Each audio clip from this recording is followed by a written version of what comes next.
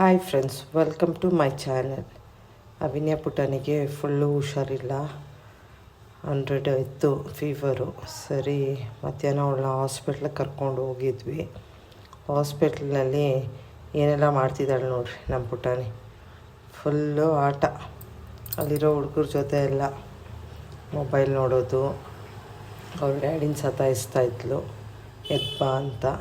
ಅವಳು ಫೈಲ್ ಇಟ್ಕೊಂಡು ಫುಲ್ಲು ಕ್ಲಿನಿಕ್ಕೆಲ್ಲ ಓಡಾಡ್ತಾಯಿದ್ಲು. ಹಾಗೆ ಬಂದು ಅವಳು ವೆಯ್ಟ್ ಚೆಕ್ ಮಾಡ್ತಾಯಿದ್ಲು.